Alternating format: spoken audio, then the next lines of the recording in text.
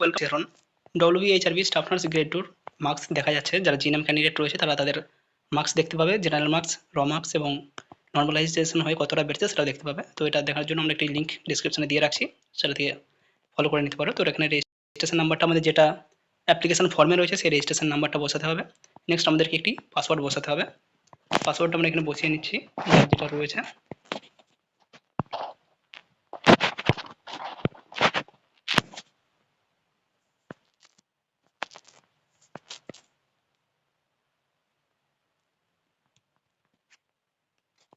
এরপর এখানে একটি ক্যাপচা কোড রয়েছে, ক্যাপচা কোডটা আমাদেরকে পুট করতে হবে।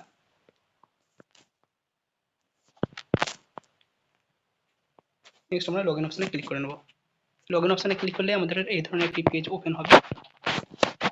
এখানে অ্যাপ্লিকেশন ডিটেলস রয়েছে, ডান দিকে লগ আউট এবং 3 ডট রয়েছে। তো এখানে ক্যান্ডিডেটের নাম, গার্জেনের নাম, ডেট অফ বার্থ রয়েছে। তো আমরা সরাসরি এখানে যে 3 লাইন রয়েছে এই 3 লাইনে ক্লিক করব। নেক্সট এখানে স্কোর কার্ড এখানে ক্লিক করে নেব। স্কোর কার্ডে ক্লিক করলেই আমাদের নিচে অপশান রয়েছে ক্লিক হেয়ার, এই হেয়ার অপশানটাতে আমরা ক্লিক করে নেব। তো তাহলে আমাদের এখানে যে স্কোর কার্ডটা রয়েছে সেটা ডাউনলোড হয়ে যাবে। ডাউনলোড হচ্ছে, ওপর ওপেন করে নেব। ওপেন করে নিলেই একদম ক্যান্ডিডেটের সমস্ত ডিটেলস এখানে পাওয়া যাবে এবং ওই ক্যাটাগরি ওয়াইজ কতটা কাট অফ এসেছে সেটা ওখানে দেখা যাবে। কাট অফ মার্কস যথেষ্ট হাই রয়েছে এবং এটা দেখে মনে হচ্ছে কাট অফ কিন্তু যথেষ্ট হাই যাবে। ইউআর ক্যাটাগরির ক্ষেত্রে 67 থেকে 68 মিনিমাম, এর বেশি হতে পারে, আরও 1-2 বেশি হতে পারে, কিন্তু কম হবে না। তো এখানে আমরা একজন ক্যান্ডিডেটের মার্কস দেখানোর চেষ্টা করি। ক্যান্ডিডেটের নাম আমরা এখানে ব্লার করে রাখলাম।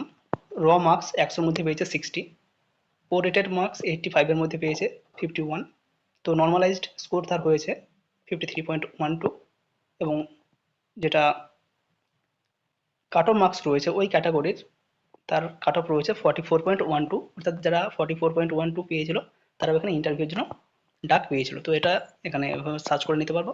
আর কারো যদি আইডি মনে থাকে বা পাসওয়ার্ড ভুলে গেছে সেক্ষেত্রে ফরওয়ার্ড পাসওয়ার্ড করেও সেটাকে রিকভার করতে পারে। তো ফরওয়ার্ড পাসওয়ার্ড করলে ইমেলে একটি মেল যাবে এবং মেলতে যে পাসওয়ার্ডটা অলরেডি রয়েছে সেই পাসওয়ার্ডটাই শো করবে। সেই পাসওয়ার্ডটা এখানে পুট করলেই মোটামুটি এটা দেখা যাচ্ছে।